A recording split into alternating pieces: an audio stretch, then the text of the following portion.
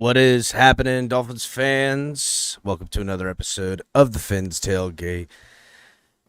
Happy St. Patrick's Day. Merry St. Patrick's Day. I mean, is that how we say it? I don't know. I know I'm eating corned beef and cabbage later. That's what I know. Got some green on. Don't get pinched. St. Patty's Day. Don't drink and drive, people. Be good, but have fun as well. Hold on just a second.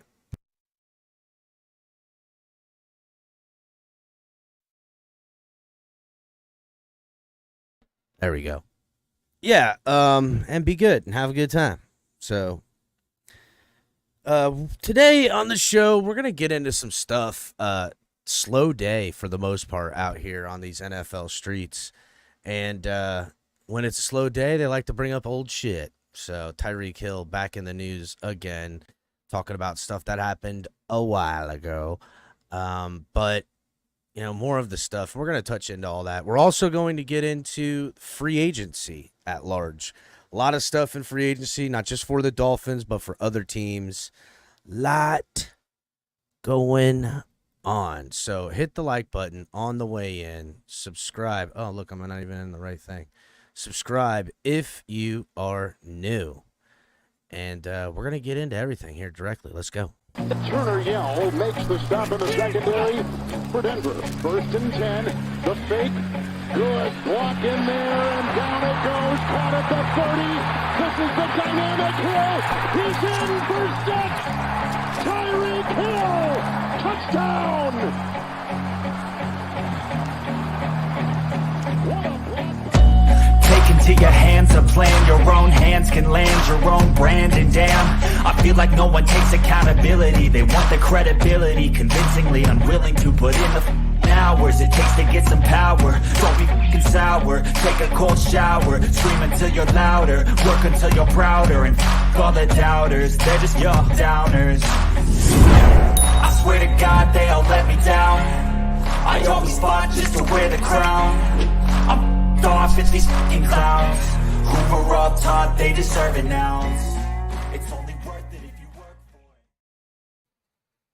Yes. Welcome to another episode of the Fins Tailgate with your host, El Capitan. On your way in, hit the like button. If you guys are watching on Twitter or Twitch or somewhere else, come over to YouTube. Be recognized here on the channel by the program and the family. Shout out to everybody that's in chat over here at YouTube.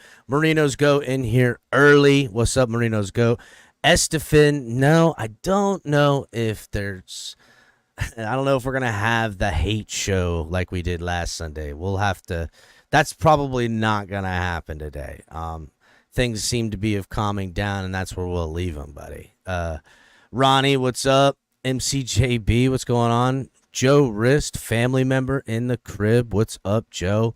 Jamie, I see you with the wrench holding it down, as well as John Featherland letting everybody know to hit the like button. Yeah. Yep, I know. Tyreek, we love the guy, dude. And we're going to talk about that, Jamie. Nene, family member in the crib. What's up, Nene? Salute, salute. And then another member of the family, the distant uncle that is there at the barbecue. The children know to stay away, but if you're brought as a friend to the family shindig, you will get caught against the wall talking to the weird uncle, and that is Michael K. What is up, Michael K? El Capitan, enjoy your Bud Light today. See, this is the type of stuff you can expect from the creepy uncle in the family. Let's see. Who else we got up in it? Fred, what's up? Scott Jackson, my guy, what's good? DF, hello. True Blazer, what's good? Powerhouse, what's happening, Powerhouse? Should we trade Tyreek? It seems I know. Listen, Powerhouse, we're gonna get into this because I had a phone conversation with a couple of people that's pretty much what they're saying. It's pretty much, and I called this a couple of days ago on the program. Go back and check it. Wasn't last Sunday, I know that. It was that Tyreek Hill video that we did last time with the last scandal that was going on, right?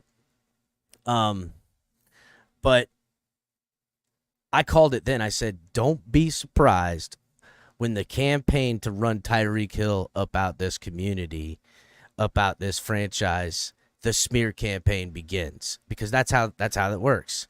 And I got to be honest. Now, granted, Tyreek is complicit in his negative stuff. Let's call it for what it is, right? But damn, like, slow news day, let's make a big news day, and let's make it about Tyreek. And it's just rough. It's rough. Mad Hatter, DDG, what's up, everybody? So, let me catch you guys up, all right? Reports coming out finally about the police reportedly were called to Tyreek Hill's house back in January over a domestic dispute. And he essentially, it was reported that he had smashed an unlit cigar in front of his, I don't know if she was his wife at that time. I think she was, right? But there was that. This all correlates back to that time when, damn, Michael K. Today is El Capitan's second favorite parade. Dare I ask what you think my first favorite parade is? Because I already know, but you're a fucking asshole is what it is. Oh, you're a dirty bastard. Anyhow, I hate you, bro.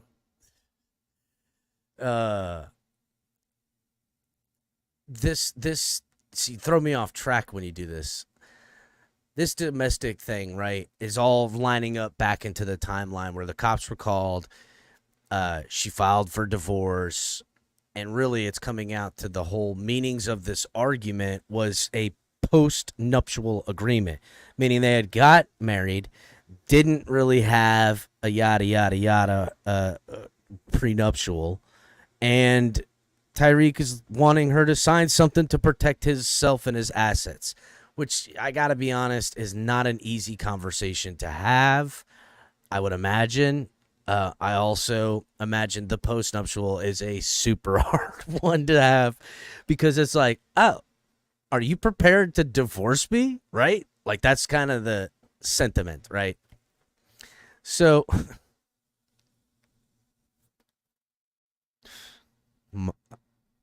I gotta be real. I expect a fight.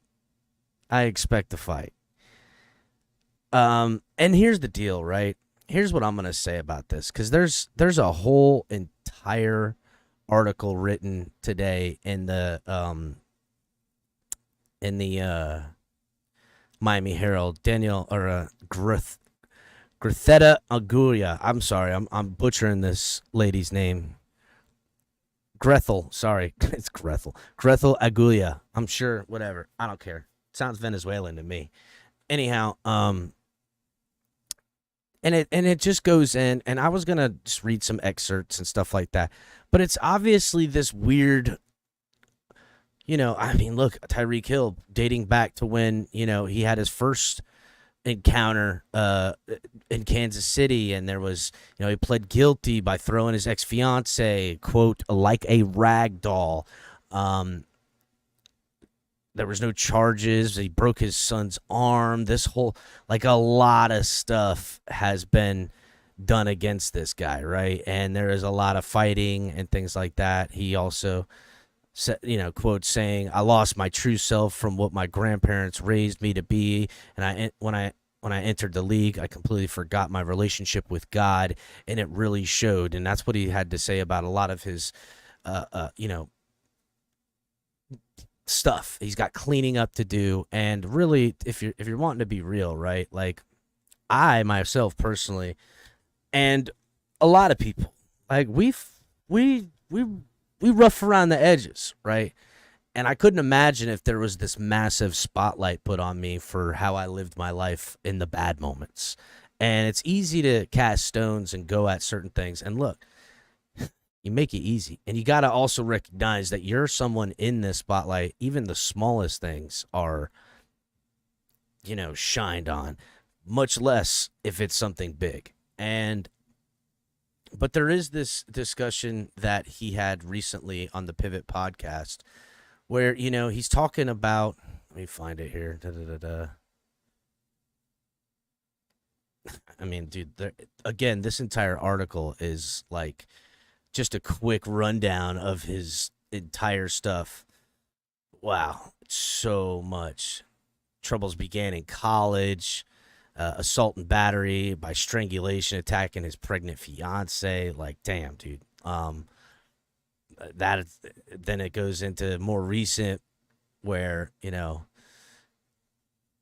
Miami, we could start with just the boat dock incident, smacking a guy. Then there's a fire at his home, which you could call that what it is. Either way, it's just a crazy deal. The 911 call to his house because of this entire incident that's happened now, along with every baby mama in the planet, and some that there's still discussions about coming after him for child support and things of that stuff. So, again, doesn't make it any easier to defend the man, but I just want to put a caveat on it that, look, I'll say this. Ain't nobody perfect up in this bad boy. There was only one of us that walked perfect. And for those that have a perfect, squeaky clean type of image, I trust y'all the least. I trust the squeaky image mofos the least. Because who in our society, for the most part, is the squeaky image peoples? It's like politicians and stuff, right? I mean, and the other ones, motherfucking youth pasture, and not the youth pastures that come from a hard life and turn around and do that, but the one that's been squeaky clean, his whole deal. I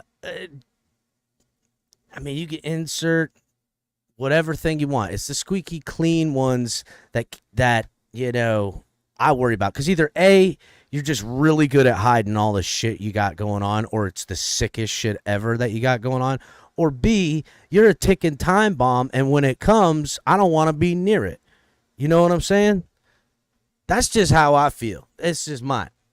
I got to know somebody been through some shit, whether it was, to their doing and it was personal growth, or just their circumstance and had to grow out of it and learn from it. I got to know that a little bit about somebody to really understand someone, because the other people that's, it's all perfect sunshines and rainbow. I don't trust that. That means you lying to me. You're a liar. You're a liar. So it bothers me when, when it's old stuff, right? It's every time something comes up, even remotely in a way, they drag up every last little bit of a person's past to get a point across, because they're laying the foundation of the sentiment that you should be mad at this person. And I got to be real. If everyone knew every bad thing I ever did, you'd be mad at me too. So I don't try to judge that person. I'm not casting that stone in that way. I'm not interested in judging. Now there is bad stuff that obviously we as a society and a humanity have that we can say that's wrong, that's bad. I know that line's been grayed a lot these days with a lot of other shit, but we ain't getting into that. But for the most part, as a human species and society, we can agree upon a few things, and then when someone's accused of that and guilty of it, we have no remorse. But that being said, dragging up a young man's struggle by going through what he had to learn along the way to become the good man he hopes to be and hopefully will become, that's just wrong, dude. It's a wrong thing to do. It's a wrong thing to hold over someone their misgivings along the way. So, and you will find yourself with a person that never gets past it if you continue to do that. And I hope, again, that this is just stuff that a guy on his, look, first of all, he's a pro athlete. You got to think of it kind of like fighters. These guys are adrenaline driven. It's 100 million% all the time. Love hard, hate hard, and fight hard for what you love in some instances. And that's not neither here nor there. young kids, young men got to understand, how to control themselves. I tell my children this all the time. I say, listen, you don't control shit if you ain't got no self-control. That's it. You can't pay your bills. You can't accomplish your goals. You can't get things done if you don't have self-control. So you got to have no matter what it is. If it's time to get down with the get down, make sure you're under self-control. If it's time to have a lot of fun and be a joyful person, make sure you control yourself. You got to understand that, right? But that's also something that takes people time to find and get. And if not everyone has the same starting point. So we got to understand as a humanity to people are going to have this. And if they're going to judge this man and dig up old skeletons just to try to rejudge him, I'm not about that, dog. Not about that. I get it. He had a personal thing with him and his old lady, and it got brought into the light because the police be called and a motherfucking lawyers got involved. They've obviously moved past that. Now, if they haven't and there's a divorce impending and it's off to the next one for Tyreek Hill, hopefully homie learns next time. 15th time's a charm, whatever it is. I don't care. I will say this. I don't know, dude. Listen, again, I certainly ain't the guy to be judging in that way for on nobody, no how. So I just implore people to, and to me, and this is my final point on it, is that just know this will be used. All of this stuff will be used at the Tyreek Hill hanging of him out of this fucking fan base, out of this franchise, when the guy has done nothing but produced as the football player. I don't give a damn. Now, I do, but I don't. Just as much as I didn't care about Richie Incognito bullying homie, didn't care. Still don't care. As much as I don't care about the things that don't pertain to me that happen in a man's personal life. I do care in which that's not the type of human being I want around and stuff like that. But I also understand that we gotta have room for growth and understand that we're dealing with young men becoming hopefully good men. And if they become bad ones, that'll be handled as well. But it's certainly doesn't matter when it comes to the X's and O's, and don't let this franchise turn that on it. Because it won't be about X's and O's and lack of production. It'll be about dollars and cents. And they're going to tell you, no, it really meant character and baggage. And that I won't stand for. That I'm not going to be all right with. Because I will not have gaslighting around here in the Fins tailgate. We have good fun and stuff like that. But as soon as I see the wheels of fucking fuckery turning to try to do shit like this, I point it out. And to me, this is the... All right, I'm just going to say it. By my understanding, there has been many a talks of contract negotiations on the Hill Dolphins side, right? For whatever, I don't know. For what means, I don't know. I do know that there's not guaranteed money coming down the yonder, and I don't understand if it's this way, that way, or the other. That's not my point. But I do know that has been a point of discussion. Let's not act like these many of smear campaign charges are not affecting those negotiations for someone else to benefit, right? And who benefits? The Dolphins organization benefits. Certainly not the Tyreek Hill camp. Man, I'm on one now, ladies and gentlemen. I did not want to talk about this shit. But to me, nothing looks accidental. Nothing. If the Dolphins organization was happy or not negotiating with Tyreek Hill, none of this shit would have come out. That's my point. All this shit would have been blips. It wouldn't have wings. It wouldn't be talked about. It would just be nothing. That's all I think. Whether or not, whether or not they leaked this or not, they certainly fueled that fire. Because it benefits them personally. And why not? I understand business now. Tyreek, you let them do this to you by having something to give them. Let's not act like we don't know of fucking organizations or worse shit than this by NFL players. Not some OnlyFans model that broke her something fucking 8 months ago that triggers this whole fucking debacle. Because that's really what we're talking about. Some fucking OnlyFans chick, homie shouldn't have never had her there, triggered this whole chain of events of this smear campaign that I find myself looking at as of late, right? And I also wonder this too. We did that episode we talked about Tyreek Hill saying some stuff, and it was not so nice to the quarterback, right? I don't know. Maybe there's a little something there too. I could pick away at that scab, right?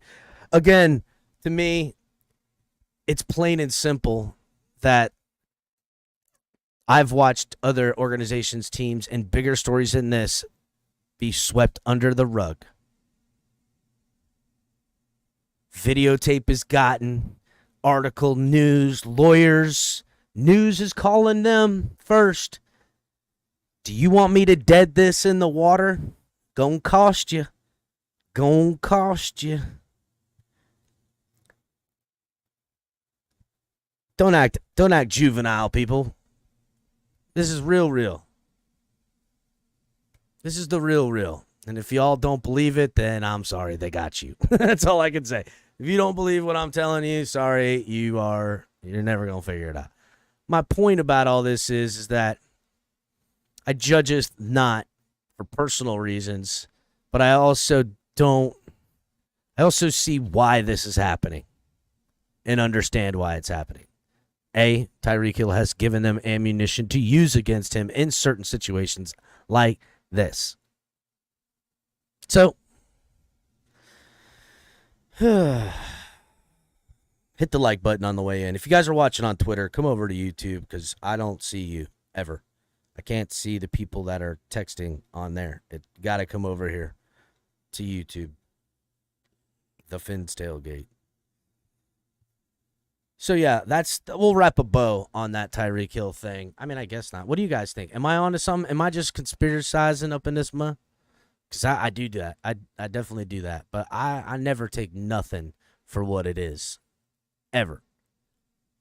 Kind of. That's not true. I take plenty of stuff. But sometimes I wonder why things are happening, right? It's a slow day. No one's talking Tyreek Hill. But all of a sudden, Pro Football Reference and the Miami Herald all have these pieces about the news that come out. And why is the news even being released? Police were at there in January. This all is tied together. And what is that really newsworthy that the cops came there? Don't we kind of know that? I don't know. Did we? I don't know. Again, it's just this. It's a real rat's nest of information that I don't understand why they keep going. Hey, check this out. Ooh. I get it, but I don't. It's weird. Who benefits? That's what I want to know. Who benefits?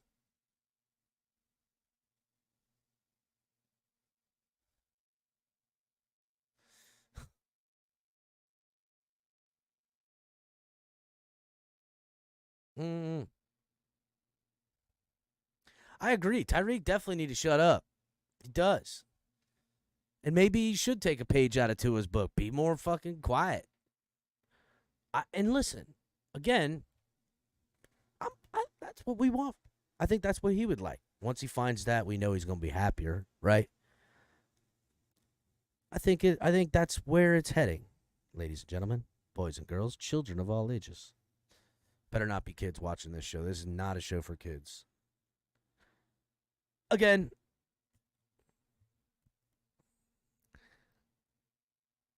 he should know better.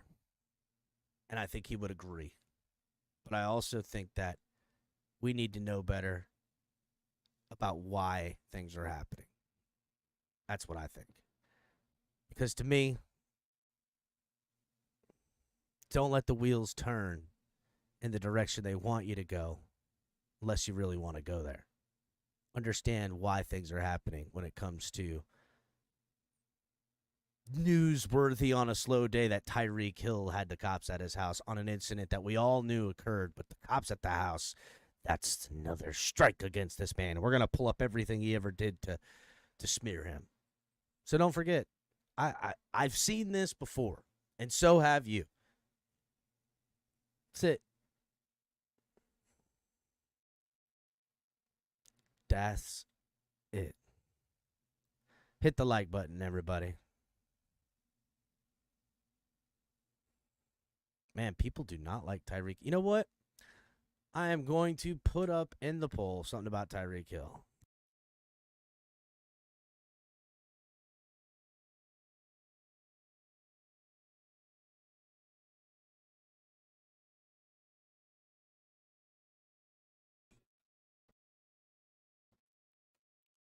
Sorry about that.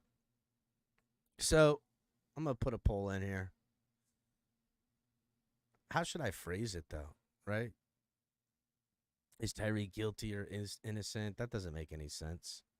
And I understand that there's plenty of people who have never done wrong, have always been good, did stuff like that. But again, I'm not saying, just saying have a heart. But also, I have a heart for the people that are technically victims, too. Don't think that I'm one of those assholes. Let's go ahead. Hold on. Let me see if I can get this poll started. How do I even friggin' phrase this?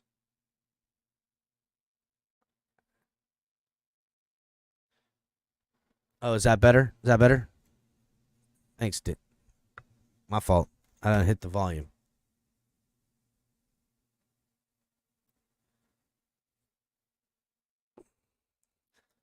Jack Ryan. Perfect.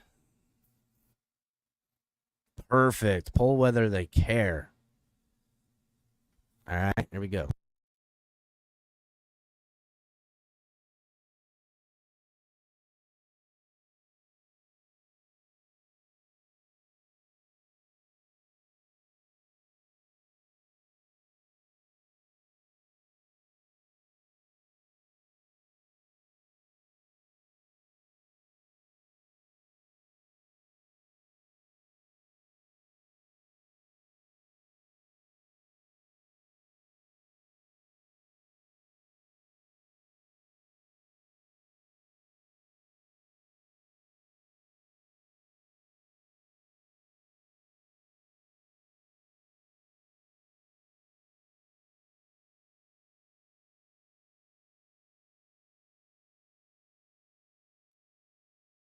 Perfect.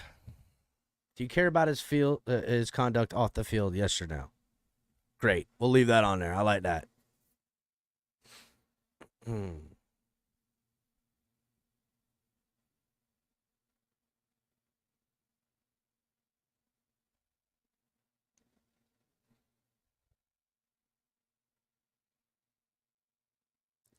Damn, Tilly dropping a friggin' bomb off this.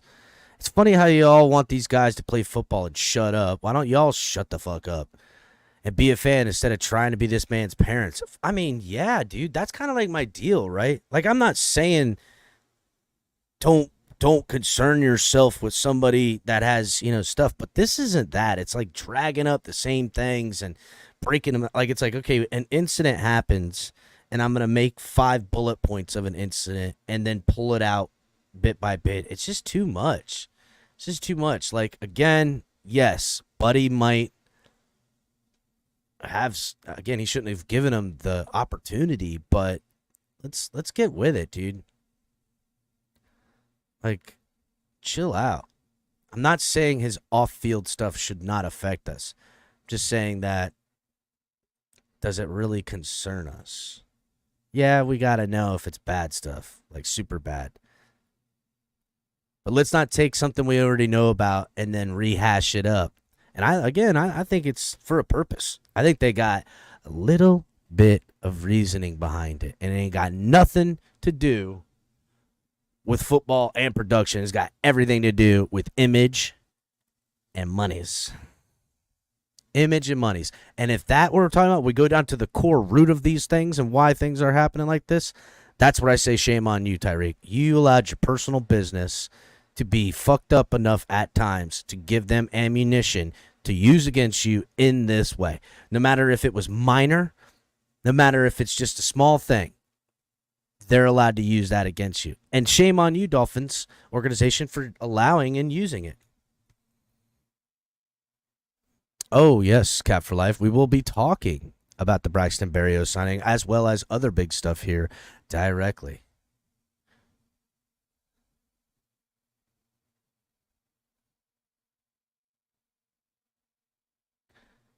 If you're I see somehow Rennie M on X comment finally came through. I'm checking it on the other thing. It says, don't condone domestic violence, but ask how many people in here were there when it happened. Well, that's kind of the thing, right? And Rennie, come over to YouTube because I don't know how that happened, but it did. But come over to YouTube. Again, yeah, none of us are there. It could have been a minor incident. I mean, flown off the handle, whatever it was, not to minimize anybody's experiences. But I mean, shit, dog, like I said, if I drug up every time the police, every time you were where you weren't supposed to be and some shit popped off, or it was your fault or whatever, to judge you on something of who you are right now, it's just not fair. And yes, this is more recent than my whole life, but I'm just saying, right? Let's just not. Again, fine. But they're making mountains out of molehills right now. And they're drudging things up and they're using key buzzwords like domestic violence and the shit from years ago to tag on what's happening now. The image that's being spun up here is that he's smacking around his old lady and some OnlyFans model and beating up people all over. And this guy's just a fucking Tasmanian devil spinning around. He's a fucking madman. He's not. Okay, so I see what they're spinning here. Let's chill and know why things spin that way. Because I promise you this, they could do it to them all. Remember, I'll give you a perfect example. The Josh Norman incident where he was smoking pot and stuff. They freaking vilified. They made that man sound like he was a full fucking baser, bro. And everything for every reason turned on him. Why? I don't know. It was something. I don't understand, right? And he lost some of the best years of his career. Now, that's a little bit more than what Tyreek's going through. But I just, like, sometimes the media and this stuff, they dig their hooks in and they just want to pluck at the fucking corpse of some shit forever to then spin a narrative. And it just feels like to me if the organization doesn't want that shit out, they would do something, right? They would tell people to stop or something. I don't fucking know. I just know that there's been situations where people did a hell of a lot worse, and yet we still don't know all the fucking shit that went down. We still ain't got no idea. Or all the shit that went down for years, and you're just now finding out about it, 25, 30, everybody dead. Everybody dead from all the bad shit they did. And now we're finding out as it's all done and over with. So it's just funny and weird. There's just this weird double standard, and sometimes it's, I don't know. I feel like some shit's going down, bro. That's all. I feel like something else is happening, not what they're telling me. And that's just how I feel. Fuck you guys. I get it. I don't like it.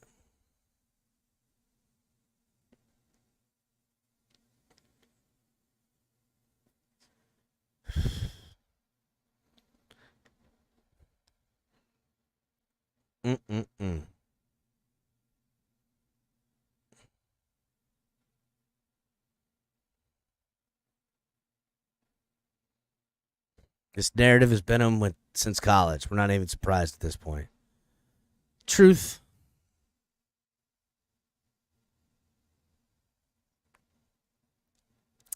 Cap, would you have the same opinion if Hill was a Bill? It would all depend, right?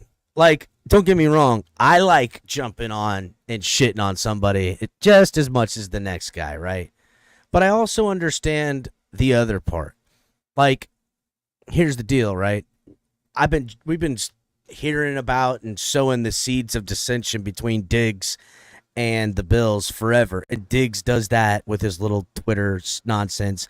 I'm here for what happens and little wavy bye-bye on his whatever. But the organization hasn't, they're obviously still trying to get things worked out because they're not pumping all that stuff, right? I haven't heard a peep. Whenever Diggs is talked about with the coach or the team or anything coming out, he's been nothing but everything they love. Now, when it goes to whether he leaves or stays or whatever happens, but at some point when it goes to dumping all the skeletons out of his closet or his locker, we'll call it, of the things that Diggs was and problematic, that'll be only to smear his name. They were all good and fine covering it up. They were all good and fine complicit in the knowledge of the person or the player in question, whether it's Hill, Diggs, it doesn't fucking matter. When it serves them, they're all good with that. When they don't, they fucking act all brand new and they're like, motherfucker was this and that. He screamed at the fitness coach and cussed him out and told him his wife was a whore. Well, you know what? Fitness coach probably heard that from 10 players, but this player, we're going to talk about it because he's out the building and we want to justify it so the fans don't bitch about the production we got lost. And to me, that's part of the play of why Tyreek Hill is getting what he's getting and has always gotten it. Because if he was just a regular old dude, they wouldn't talk shit about it. There was, man, I can't remember the name, right? I'll give you a for instance. I can't remember the name of the running back that was at Atlanta. But he played for Atlanta for a few years. They drafted him. And at some point, his career was cut short because he just took too many concussions, right? And God, he was a really good running back too. He had like a 4-year stint. They just ran him again and again, and he like went back home to his home in Atlanta with his mom, and he's like kind of fucked up. Like he's like his mom would say he's like a child now. Like his brain, how he handles, he's like lost a lot, and he got into this small incident where he was on a 4-wheeler running from the police and shit, right? He was running, all getting away from him. They ended up catching his ass. And that's when his mom did interviews like, listen, he doesn't really know what the fuck's going on. He's kind of been messed up since the NFL. He took too many hits to his head. After that, the story was just small. It was nothing.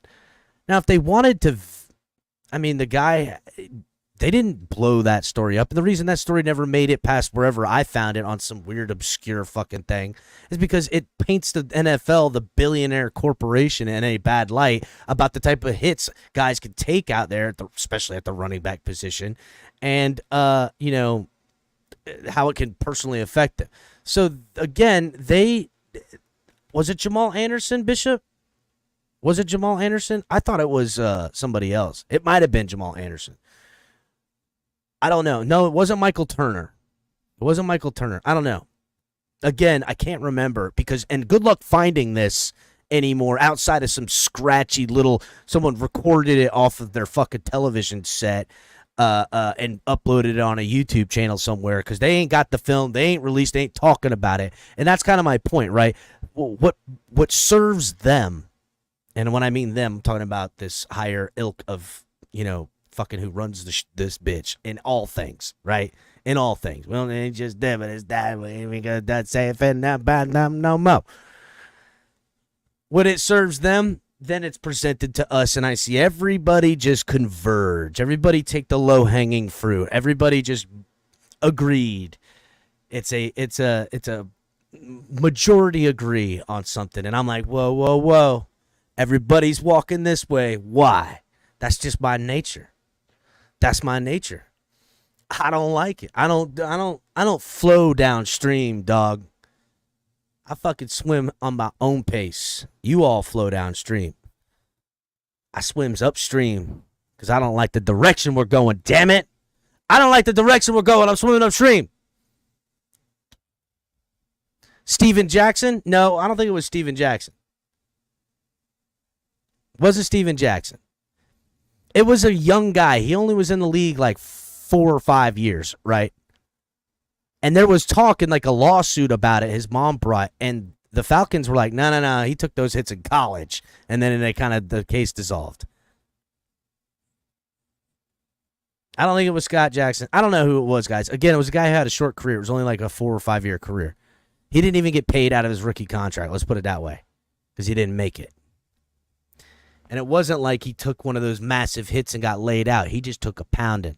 That's all. Yeah, I know. They got a whole network for CT ESPN. I know, G. I know. And again, listen, as a guy who has had to control myself to lose my temper at times, especially as a young man, I understand that young men mess up and they should be held accountable for them. What I'm saying is that why are they dragging this shit out all the time? And I gave you another example of a dude that this is newsworthy. I'm talking about a story. None of y'all have any idea who I'm talking about. I don't even remember the guy's name, but I know the story. And I remember it being the whole thing. And I bet you I could find it, right? But it's just, that's something they ain't talking about. So why on a dead day are we bringing up old news about Tyreek Hill and something we already know about, just giving a new detail to the story? Why?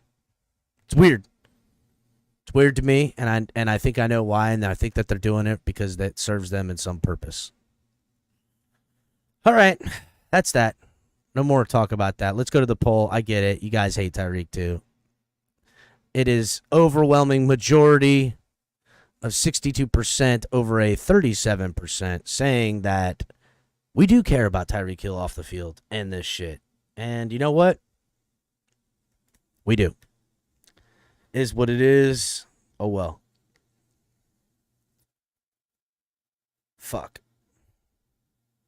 All right, then. It's odd. It's weird to me. I don't really, again, outside of felony charges and non-stuff like that, I'll be, more worried about the production he can get.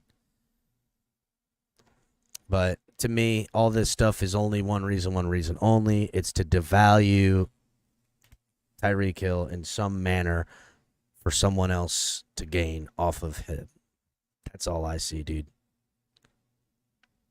That's what I see. And yeah, Tyreek Hill has made himself a target because of things like that. He does feel himself. And you know what, though? But that's what I like. I like a motherfucker that's feeling himself. I like a bitch that's, straight up, fuck y'all. But I also know that that's what pisses off people that can't control you. They're like, oh, yeah?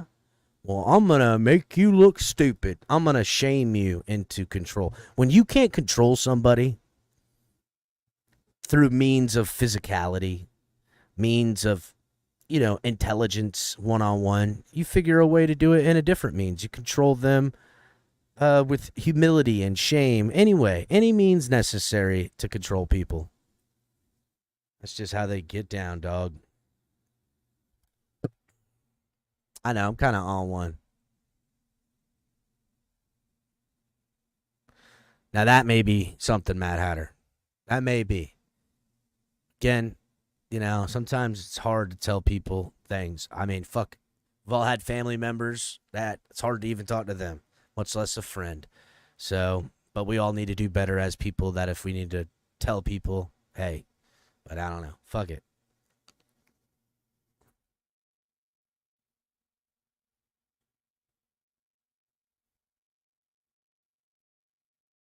Damn, level 2. Damn, that's rough. That's rough. All right, so let's move on to this free agency ordeal. Let me pull this up real quick. Close that. What this is, what that is. Okay, so a bit of a just quick rundown here for the Miami Dolphins additions and subtractions. Okay, so real quick, the Dolphins sign tight end Jonnu Smith. We all know that. We got center Aaron Brewer, inside linebacker Jordy Brooks, inside linebacker Anthony Walker Jr. Now the Jordy Brooks been catching up. Jordy Brooks looks for real, dog. I like our situation. The Anthony Walker Jr., I don't know. I mean, yeah, I think he's gonna. I like where we're going as far as personnel. I don't see the vision yet for Weaver. But again, we going to, right? We're gonna. I do like this signing, the Shaq Barrett, outside linebacker, pass rusher, Shaq Barrett. I like that signing. I think that's a sneaky good signing for what they need, especially with news kind of coming out that, hey, Dolphins very well may have Bradley Chubb and Jalen Phillips at the start of the season. I think Jalen Phillips earlier and Bradley Chubb, obviously just now based on injury, but the timeline seems to be rather good as far as when we can expect those guys to come around the yonder. What up, Shake? Hey, what's going on? I hope I'm not interrupting him on the phone. So, hope I'm not. Oh no, you're good. Did you hear the soliloquy on Tyreek Hill? Goddamn, boy. I tell you what, man. More and more, I feel like we lost that fucking trade. Really? Wow, man. I gotta be honest, Shake. I get the off-field stuff. Now, listen, if it continues, I get why you gotta. It doesn't help his case. But damn, dude. Are we really ready for a Dolphins team without Tyreek Hill's production on it? Like, is this team good enough to compensate? Because that's what it sounds like to me. It sounds like Dolphins fans are slowly, with this narrative, preparing themselves to move off of Tyreek Hill next offseason, which by the contracts measures with voidable years and guarantees with the dead cap that they will carry is an absolute possibility to happen. It really is. I don't want to be that football team without him, but a lot of people seem to be all right with it. Hey, FinSanity. Hey, listen, at the end of the day, look, we played the Jets defense without Tyreek Hill. We didn't miss a beat without Waddle. You know what I'm saying? When Waddle didn't play, I think it was more Strugglesville without Waddle than it was without him. Wow. I got to say no, Shake, for me. I cannot see how Waddle. Now, Waddle, listen, Tyreek Hill at the peak of his career. Is this the year that he comes down that peak while Waddle seems to continue up and they find themselves in a comparable manner? I understand that business-wise. And I understand the business parts of it. I'm not trying to make this an emotional decision. What I am trying to understand is the team at whole. What Tyreek Hill does for guys underneath getting open, what he does to defenses to account for him to taking the ball downfield, and are we going to be able to replace that production? Yes, we've got guys, Achane, Waddle. We ain't even got, we just signed Braxton Berrios, but it seems like people are forgetting what Tyreek Hill does and can do. Just 1 year removed from the most yards he's ever had in a season, which is odd to me. Again, if we talked about a squeaky clean outside of football, this would never be even discussed. It wouldn't. It wouldn't even be a concern. Not even close to it. That's it. That's all. So I got to also think when we're talking X's and O's and dollars and cents, what am I getting?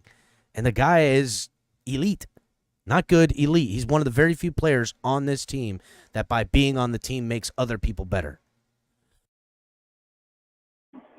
Well, here's the thing, too. The thing I hate about Tyreek, I'm not saying that Waddle is a better option than Tyreek, but at the end of the day, Tua doesn't feel like he has to throw the ball to Waddle. He could actually spread the ball around. Versus now, he's looking for the easy way out, which is Tyreek Hill. They throw the ball to Tyreek Hill. You can be four coverage, it doesn't matter. Throw it to Tyreek Hill. Make a stupid decision. Throw it to Tyreek Hill. It doesn't matter. So here's the thing, right? The worst parts of Tyreek Hill, of his negative stuff, all happened before he got here. Outside of him hitting the guy at the thing. The rest have not been hitting people. But every time we talk about anything, it's always brought up to the worst stuff he did, which was bad stuff. But we knew that when we got him, when they traded for him and paid him. So don't take, I don't know. Again, fuck it. Run him up out of here, Dolphins fans, because that's what's underway. I don't know how else to defend this guy other than that. if he does nothing between now and the end of next offseason, it's not really going to matter because they'll begin the smear campaign from everything he did now and beyond to run him up out this bitch. So that's what I see. Sucks. Well, and like I said, the thing I hate about, again, the Tyreek Hill issue is the fact, again, when he was in Kansas City, he couldn't try to manipulate Mahomes like he could manipulate Tua. You know what I mean? Tua, he came in, hey man, listen, I vouch for you. I placated to the fans, make you better, make you look better, make you seem better, whatever. Come on, man, throw me a bone, throw me the bone. You know what I'm saying? Kind of guilt tripping him into passing him the ball more. He can't do that shit with Tyreek. He couldn't do that shit with Patrick Mahomes. That's why he was complaining he wasn't involved enough. He was paying Patrick Mahomes a compliment in that Pivot podcast thing, though, about how they can have disagreements and move on. I don't know what you're talking about. No, what I'm saying is he couldn't get Patrick Mahomes to pass him the ball as many times as he could get Tua to pass him the ball. I mean, look, sure, that's speculatory at best, but fine. Maybe he needs to do better. Just sounds like y'all just don't like Tyreek, man. I don't know how this is. I thought he was a great guy. I know last year Dolphins fans loved this man. I don't know what has changed in the past 3 days to 3 months. I like Tyreek Hill. I like Tyreek Hill. I love Tyreek Hill. I don't hate Tyreek Hill. I'm just saying. No, I got you. It just seems like it is what it is, I guess. I don't know. Well, I do know this. I don't want Tyreek Hill. Yeah, I would just say. I don't want Tyreek Hill to go anywhere, by the way. I mean, to me, the ground be a shift in Tyreek Hill. I don't know what you need to do, but it ain't just the fan base or the media. It seems to be a lot of stuff forming and shifting. I don't understand it. It seems weird, but dang.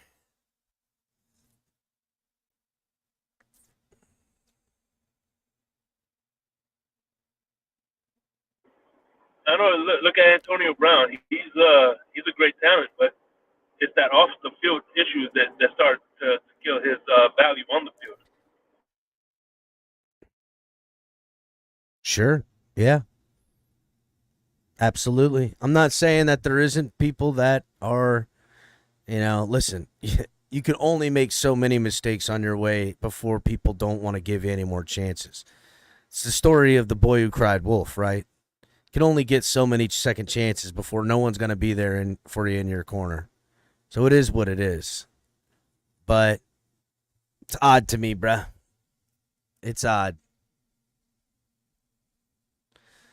All right, I want to get back to the list here. I was going down for free agents. So, again, Jonnu Smith, we got Shaq Barrett, who I love, Jordy Brooks, Anthony Walker, Aaron Brewer. Next on the list is another sneaky good signing I like, especially for the money that they got him for. Jordan Poyer. I like that. What do you think, Shake? You like the Jordan Poyer? Jordan Poyer, I just hope they don't rest their laurels on him. Hope they actually find somebody that's going to eventually replace him and have him wait in the wings just in case he either gets injured and he's not going to be here next year. So I think right now is the perfect time to find his replacement and have him right under the wings of Poyer. I mean, look, Dolphins are pretty good about hopefully not getting settled in to a corner with a certain situation. They know they got one safety that's coming up on a contract year. They got another that's only there for a year. Whether they decide to address it this draft or next, they're going to have to address it one way or another, even if they do re-sign. Because let's face it, you can't bring a new guy in every year or keep signing Poyer to one-year deals. That's just not a feasible future at a position group, right? So we'll see. But as far as the signing for him, I'm not worried about all that. I like it. I think it's going to be all right. So let me ask you this: how many? I'll give it number 5. Over under UDFA's are we going to sign to the team? I would say, three. Three. 3 I would say is a good number that of usually UDFA's that we usually sign on season. How many you think we'll have more than 3 UDFA's this year? I don't know. I mean, to me, dude, this team has done pretty well against getting some good undrafted dudes in here. So, I hope it's not more than 3, because if it's a lot, then it means we either didn't draft or didn't pick up guys in a way. But then there's also the byproduct that, hey, if we do sign 5 UDFA's, maybe we found some diamonds out in this muh. You know what I'm saying? So, yeah. And yeah, Florida man, Poyer has been trying to get here for years. So now you can golf with Tua during the regular season. Yep. So next guy they have on the list we signed here is Siren Neal, the special teams cornerback ace. Look, take for it as you will. I thought it that was a bad sign for Braxton Berrios, but no, Braxton Berrios figures a way to work it out. Another sneaky good signing to me, the tight end Jordy Fortson, the guy from the Chiefs. He's been there on the Chiefs, used sparingly. I mean, he's behind. He was always behind Kelsey.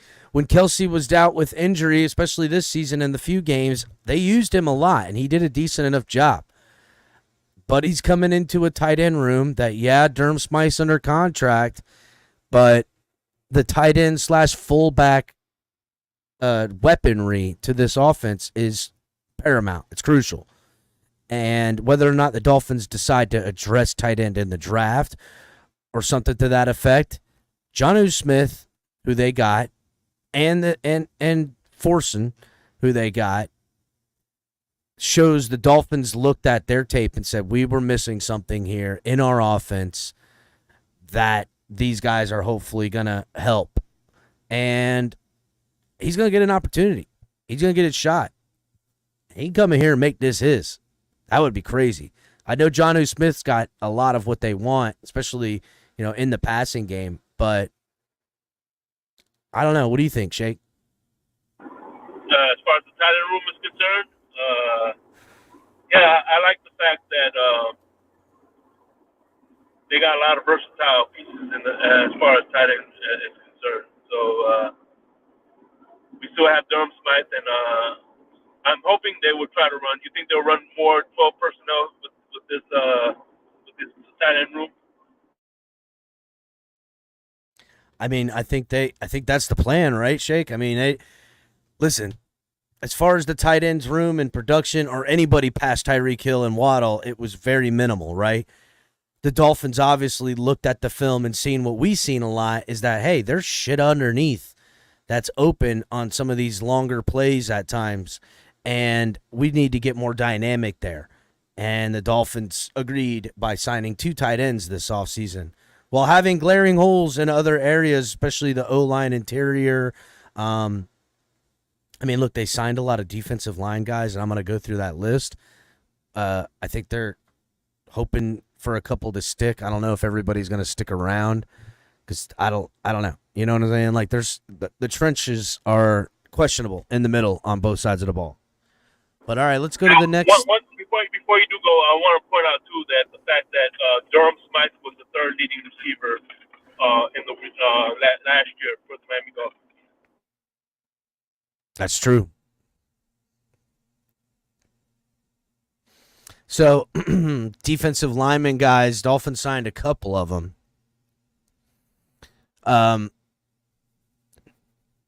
Neville Gilmore, Jonathan Harris, and Benito Jones, all recognizable names for people that, these are guys that to me look like they're going to be really competing for that other spot, along with Hand that the Dolphins re-signed.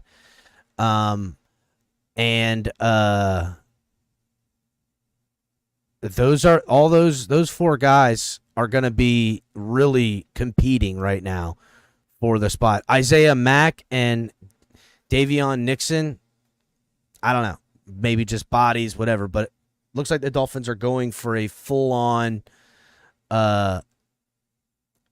hopefully get everybody up in this beast. Somebody's going to pan out. Let's not forget about the Fuller signing. Big signing. I feel like Dolphins fans are excited about this one. I know I am personally. I think it's good. We still have a young guy with question marks in Cam Smith. You can feel as high on him as you want, and I was really high on him coming out of the draft for this team and how he plays ball. But they could slow roll him out and not put him in bad situations and, have a little bit of depth at a position that needs it all the time with Fuller. So I'm stoked about the Fuller signing. He could play, in the slot. He could play inside, outside. He's very versatile and been played a lot of stuff, and he's one of the better man-to-man corners we could have come on in this football team right now to play opposite while we're figuring out how to work in Cam Smith. Dolphins also re-signed Jake Bailey, which made the franchise upset. Or the fans. Nick Needham, which I've always been a big-time Nick Needham fan. I like the way he plays ball. Elijah Campbell, I like him too. We've used him a lot. Him and Nick Needham both have come up in a lot of situations where we need them to step up and hold shit down, and they have. Robert Jones, the Dolphins re-signed. I mean, we brought him in.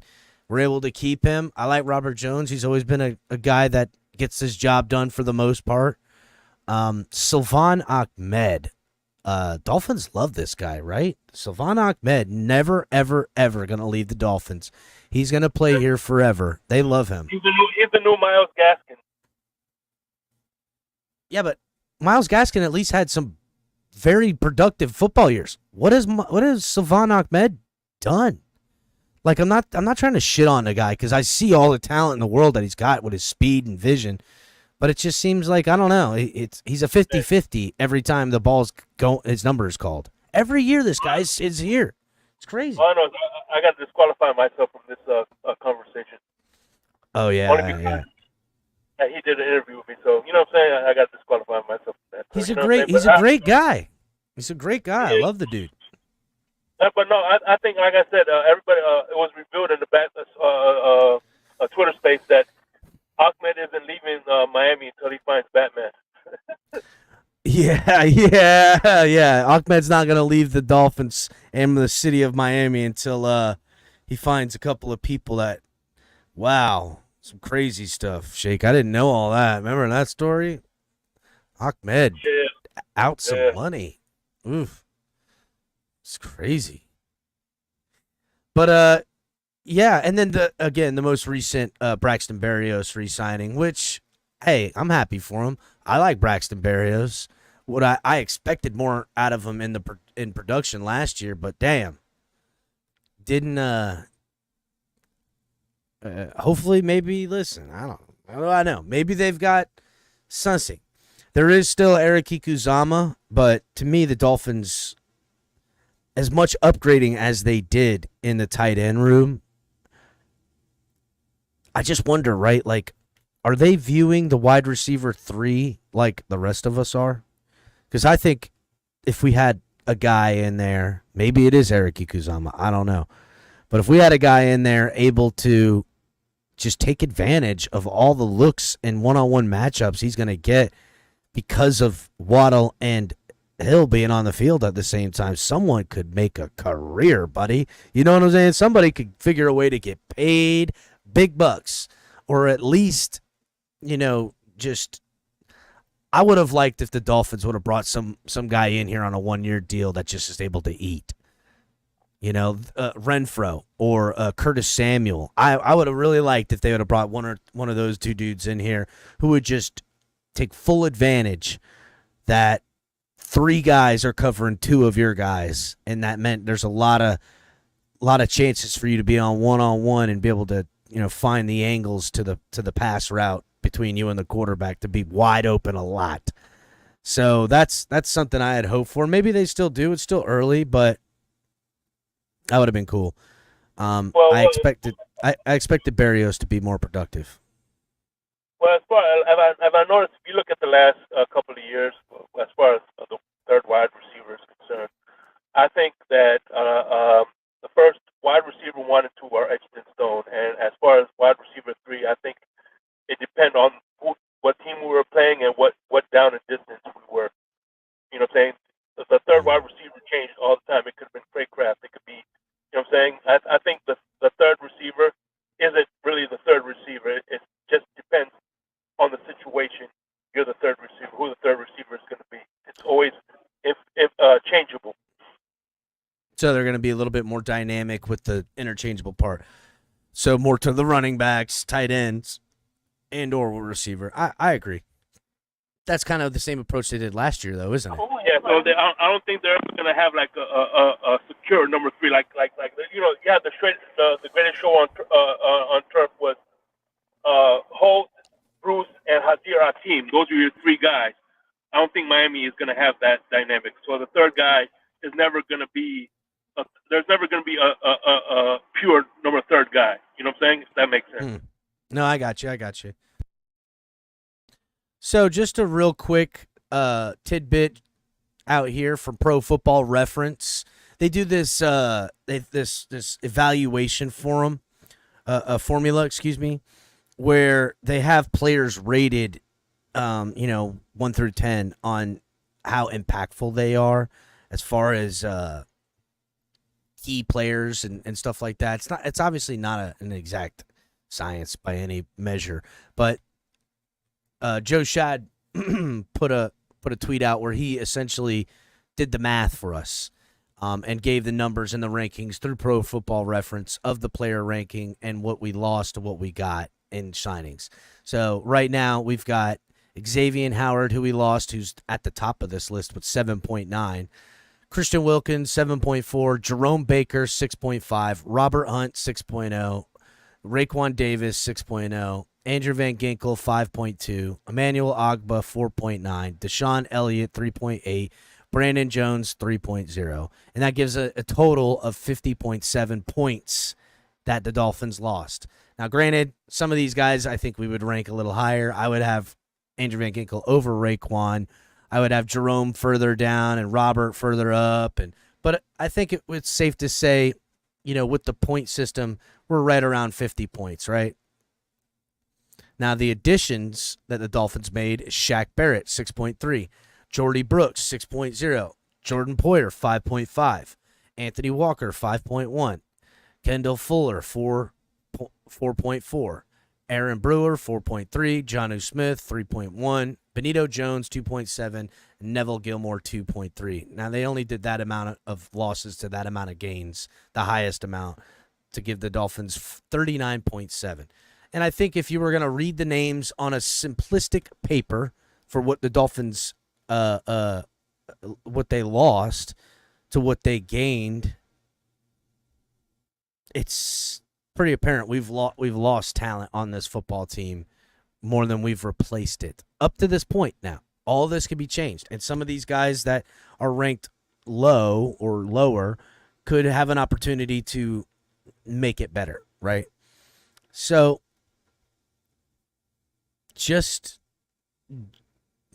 again, draft, there's going to be a second wave of signings after the draft, after the second wave of cuts. Don't forget there's the supplemental draft that comes up after the USFL season. People have found gems in there.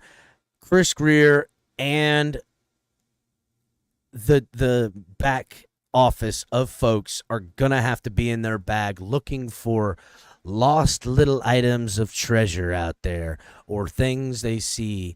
And it's going to be interesting to see how they continue. Right now, the Dolphins only have $5 million in positive cap. Now, that does not include the addition of Xavier Howard's money when they get it, or any sort of reworks they get done, a la Tyreek Hill, which I know has been something they've been working out. So there is money to come, and if they decide to sign Tua, they can get money back right away. So fret not, Dolphins fans. We don't have money like the Commanders do, or even the Patriots. But what have the Commanders really done, or the Patriots, as far as putting talented on their football team? Yeah, they've done enough, but is it enough to be competitive as the Dolphins are? No, not even close. Not even close. But it definitely shows that there's some maneuvering here that the Dolphins have had to do, and losing of talent, shedding contracts, and then who they're replacing the talent with and what they hope to receive. Now, if you're telling me you lose, say, Xavier Howard and gain Kendall Fuller, even if their production is the same, or even if Kendall Fuller's production is slightly less in a 1-year sample size to a 1-year sample size of Xavier Howard's production next year, for the money we saved, it very well may be worth it. Now, if Kendall Fuller comes in here and he just doesn't work out, and Xavier Howard has that second resurgence in his career, that'll suck. But the money and and how we have to maneuver, these are all things to take into consideration. So, but yeah. Yeah, man, you got to take into consideration too that even in training camp injuries happen, so we gotta keep that quarterback from stock. That's true. That's right. People go down in training camp, and a lot of these guys brought around here, and a lot of guys that they'll meet with, talk to, UDFAs, guys they'll work out. These guys all become part of the short list of break glass in case of emergency anyhow. So this is not, it's just, it's a really data-driven type of thing going on right now with the Dolphins, and it has to be because they knew that there was going to be difference. See, Jermaine, you say that Fuller is a clear upgrade. Nothing is clear right now, buddy. That's the thing. Nothing is clear. Hit the like button, everyone. We know for sure he doesn't have the groin injuries. That's true. This is true. And listen, I love the Fuller pickup. I do expect him to be more productive than what we got from Xavier Howard last year. I do. But if it didn't happen, and it was just equal to, the money alone would be the right reason to do it, right? For the money we're saving. So, again, because you say goodbye to X, hello to Fuller, and something else because you've saved the money to pay for something else. So there is this weird balance system that has to happen.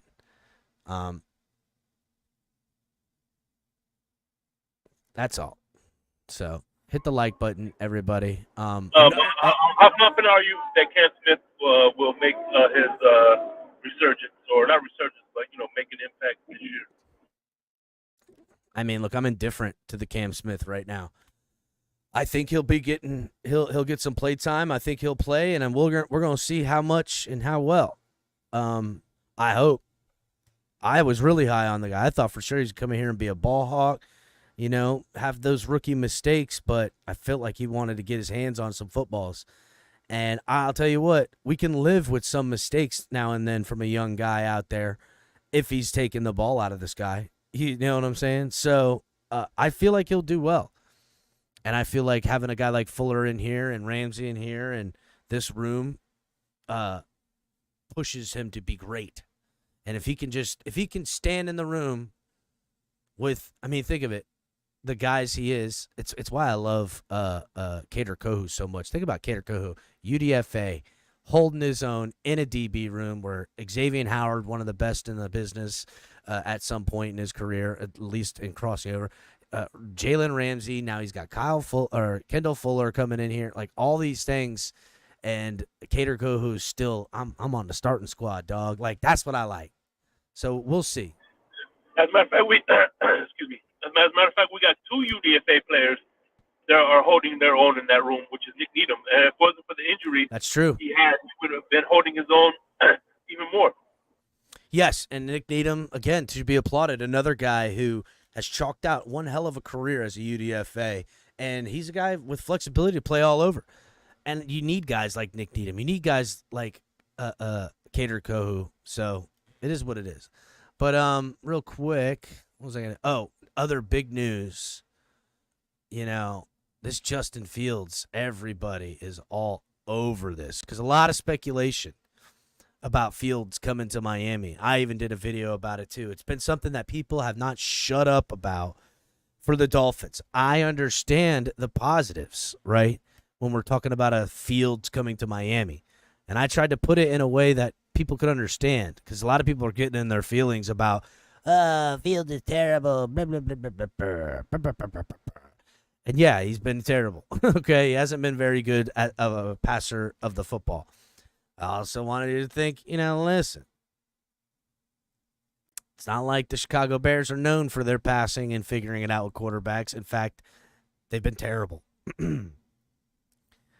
My point is I understood the reason for wanting Fields here and why it would be good for not just him, but for us.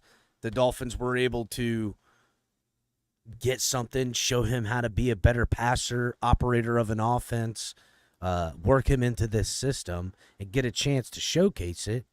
We could trade that guy. If we got him for next to nothing and able to trade him for something, that would have been good by me, dog. Right? I always look at the business savvy move with something like that. And also, I don't know what kind of shitting all over this dude the Bears have done, personally. You know how I feel about that. But he ends up going to Pittsburgh, where all Pittsburgh was fans, and everybody's like, oh, man, let's ride. They got Wilson and Fields. Do they have the best or worst quarterback room, Dolphins fans? I don't know. They got an old man who can't do it like he used to. They got a young kid who can't do it like he needs to. But could they take these two quarterbacks together, a system guy and a Fields, and put it and make something out of it? It's exactly what I saw the Dolphins could do with a potential Fields on their thing, is have Tua, teach him how to be like that so we could trade him away. Now, the Pittsburgh Steelers might be doing something different.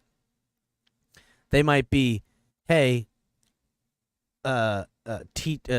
Wilson, learn under Fields, learn under Wilson. If you can do that with what you got, you can win this job one day. I think Wilson comes in day one starter, right? But wait till the Pittsburgh Steelers throws a wrench in this with the draft by putting a rookie quarterback into that bitch. And I would love it. I would love it, because that's the sign of an organization that knows that they need to get more dynamic at the quarterback position and is trying to do whatever they can to figure it out. They're not happy with Kenny Pickett, who is off and away. Where did Kenny go? Did he go to the Eagles? I can't even remember, because I never liked him. He was terrible. But they didn't like the production they were getting out of that room, and so they've changed it over. And I like it. It's a bold move. Whether it'll pan out or not, who knows? But at least they doing something. At least they doing something. Cap. What up, Lou? Lou having a birthday party for his son. Happy birthday, little Lou. Little Louie. Again, I understood bringing Fields to Miami as a backup and what we could potentially gain from that.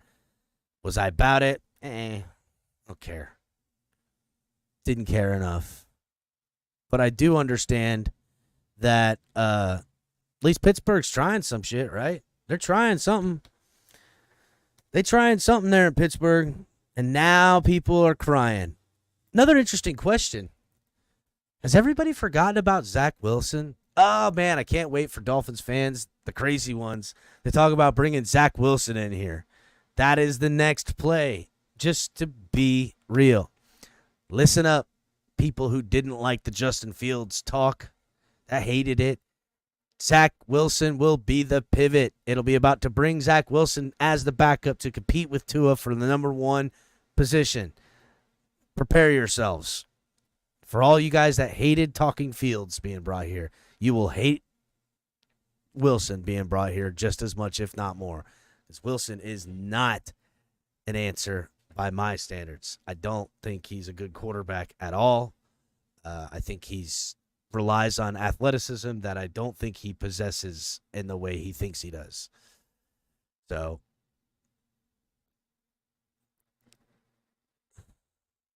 well, Aaron Jones saying White is better than Zach.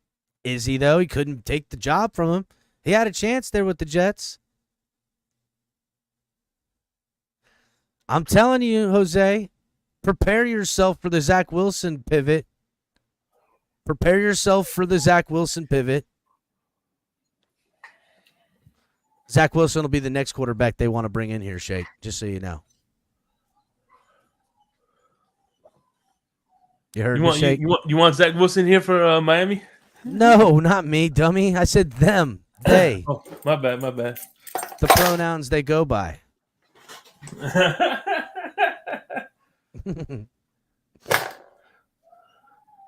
What about the zeros? I don't know. I don't know nothing about that. All right. I don't know nothing about all that. This is the extent of what I know. Again, lots of stuff happening throughout the league. Odell Beckham let go. John Jenkins, who visited the Dolphins, did not choose the Dolphins. Ex-Dolphin, ex-John Jenkins, journeyman DT, who goes back to the Raiders. Let's see. What else? Just real quick.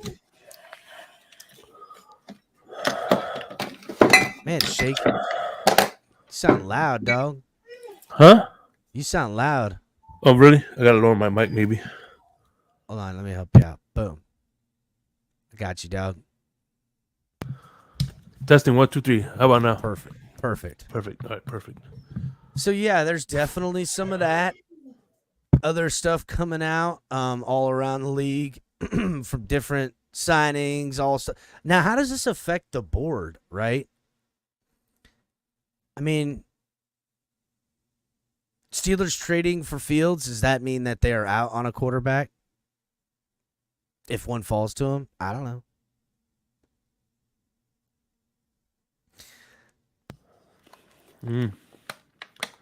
So Caleb Williams is going to be the first 1 overall pick, huh? Gotta be, right? Gotta be. And the Bears still got some monies, so they could figure out how to make him happy with some signings, I guess. They're like, hey, listen, Caleb, I know you never wanted to be here, but we have all this money. What do you want us to do with it to make your experience better? That might be something they do. Now, don't count out the Vikings climbing up the board to try to grab one of these quarterbacks. And by the way, I got the kettle one, but for St. Patty's Day, we got to go with the whiskey. Oh, yeah. It's a whiskey day. Oh, yeah. It's a whiskey day all day. Is that Lou creeping in here? Captain Saberho. What's going on? Captain Saberho. What's going on, boy? What it is, what it do, Lou? What you doing? Oh, chilling, bro. Got the birthday party going Yeah. on. Got the dolphin, the little Dolphin kid. themed. He was like, hey, I want a dolphin party, so we had to make it happen. Man, raising them right, Lou. Raising them right. God bless you. Absolutely. Mm-hmm. Absolutely. If I'm going to suffer, you're suffering with me, damn it. Absolutely. We're all suffering in the goddamn Amador household. Yeah. But it's crazy. The dude right next door to where we're at, there's having a Buffalo Bill party. It's all Bills. Bro, it's been talking cash shit from, bro, I swear to God, look, there's one of the guys right there. I don't know if you can see him walking with a blue shirt. What? Billed out, Bill's hat, Bill's shirt. Is that a basketball court in between? There's a water park, playground, basketball. They have all kind of stuff out here. Might have to settle this on the court, dog. Hey, ask him if any of them are Michael K. Is Mike? No. I haven't seen that ugly mug. Lewis is in a nice area, bro. Lewis in a nice area for his kid's birthday. He ain't having around Michael K's. I'm surprised there's Bills fans there. Wow. I know. I was surprised. Well, it's only 3. It's a real small party. Yeah, it's a real small party. But hey, I give it to them. They've been talking a little shit, so all in fun. Whatever. Oh man, that's good. Well, Lou, we talked a little bit earlier on the Tyreek Hill stuff coming out. How do you feel about it, bro? Well, I haven't heard much. What can you give me like a quick little rundown so of what happened? just a quick update. It goes back to when him and his wife had that issue early in the year, and then there was the divorce filings and stuff.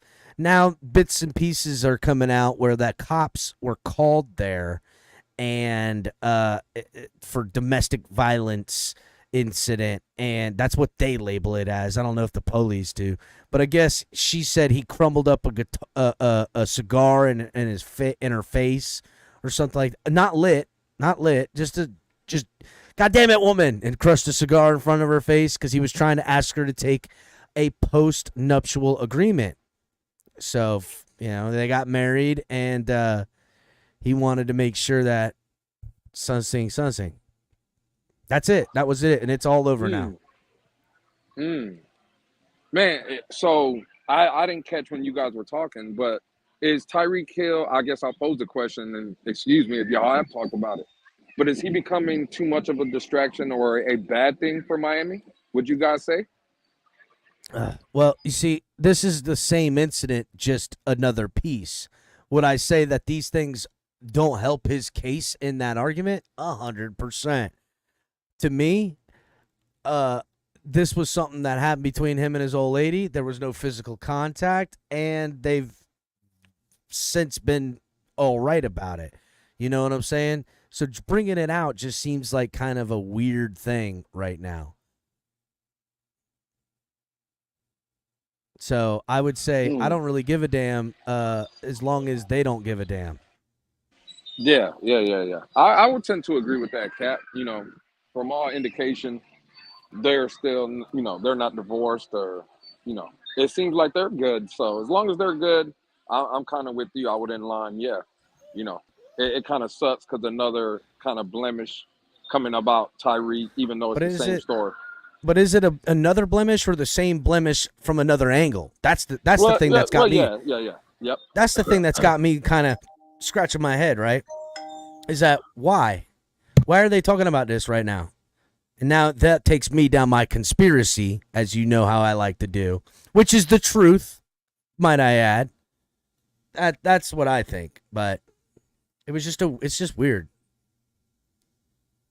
It is weird. Hey, man. Hey, listen. At the end of the day, it's another layer to the story. But as long as it's the same story, there's no new information. Or no criminal charges or anything like that. Yeah.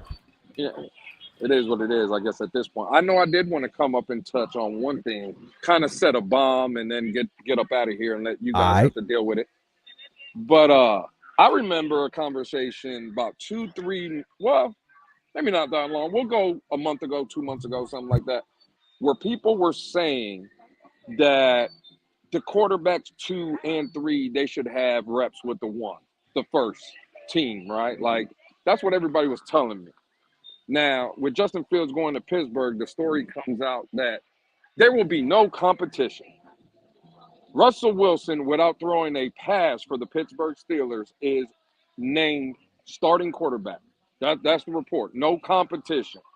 So I thought when people, again, the great fan base we have, a bunch of general managers and people that know everything, they were telling me that second string and third string guys do get number ones. And the only team that doesn't do that is the Miami Dolphins because, we're so scared for Tua and we got to protect Tua.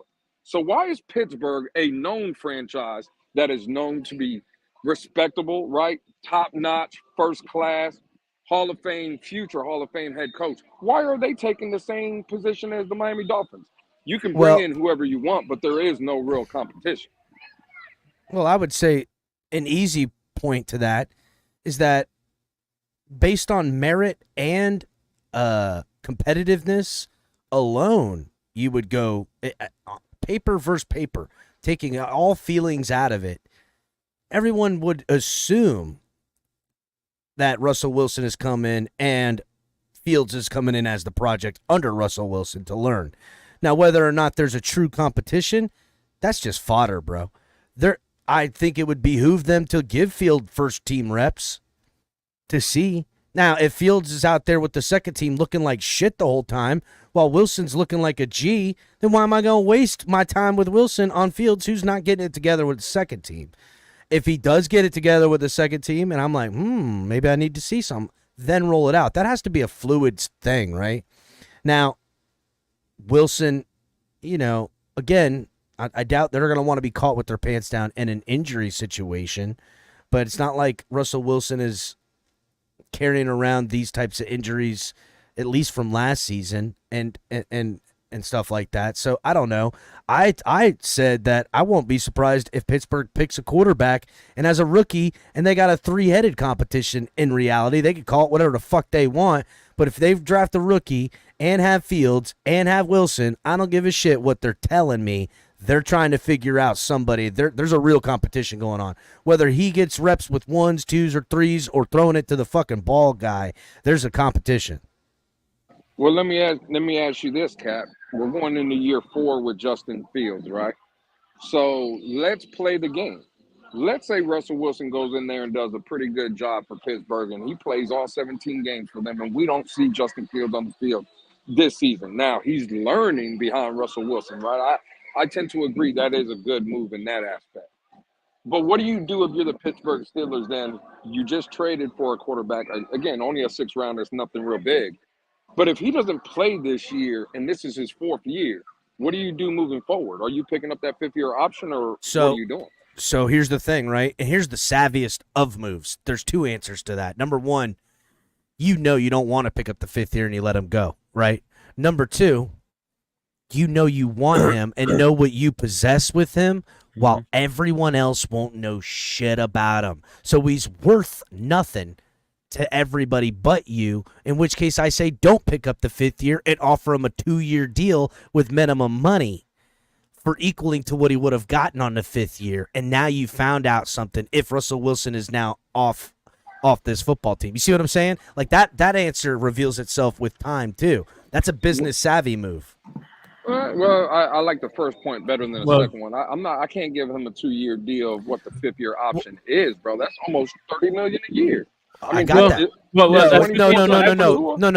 The amount of the money in the 5th year spread out over 2. Oh, I thought you were talking about, I'm not giving him no. Hell no. No. Fuck all that. I'm talking about you now know what you got in, homie. Drinking a little bit, but goddamn, Cap. No. You know what you got in him, and guess what? Nobody else does. So you could kind of benefit from that and extend him 2 years and not pick up the 5th. Well, and go, you know what? You would have gotten, if you wrote out your 5th year and we took it, you would get $25 million. Well, we're not doing that. But I'm still going to give you the $25 million. I'm just going to do it for 2 years for you. And then we're going to give you a shot to start next year and see what can happen. In which case, that benefits all parties involved, right? They could force them to ride out the contract or extend that, or they could just do that and see what they got while they have a young quarterback that they could draft. And don't be surprised if this exact move is what happens.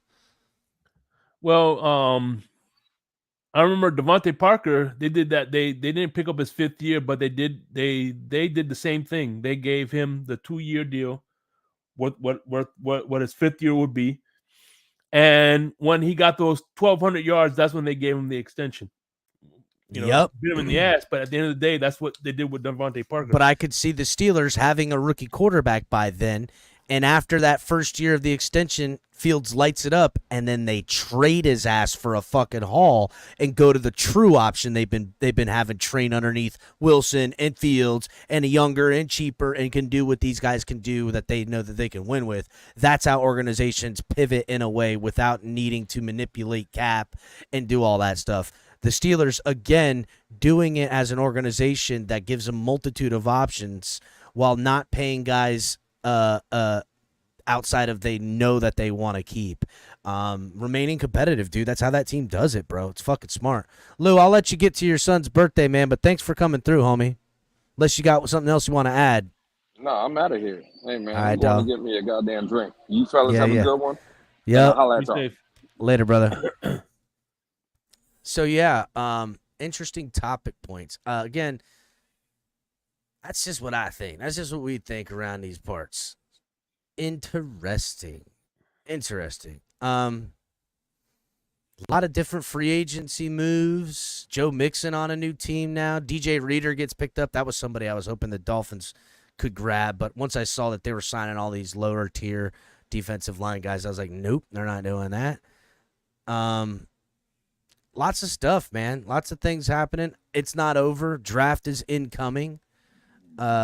I'm not opening up the panel shake. I'm gonna shut it down. I didn't know if you were gonna open up one maybe for a panel or something like that, but I want to shut this bad boy down. Yeah, no. I'm definitely gonna be opening one up this Wednesday. week. I'm gonna be going on vacation starting Wednesday. So okay, no problems. All right, word up. But yeah, I was gonna open up one yesterday, but I got I'm still recovering from my freaking, you know what I mean? Where are you going? Where are you going on vacation?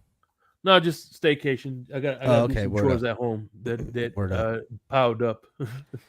Time to recharge the batteries. Gotcha. Yeah, exactly.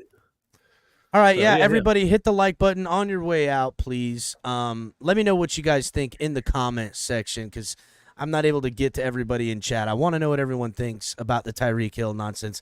I mean, is he a guy that's beginning to wear out his welcome?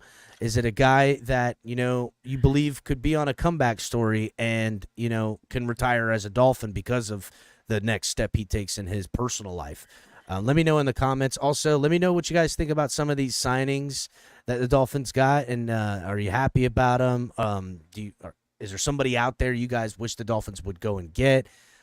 We do, guard, center. I mean, we still got guys that hopefully we're looking at potentially. So hit the like button on your way out. We'll see you guys next time. Fins up. Peace.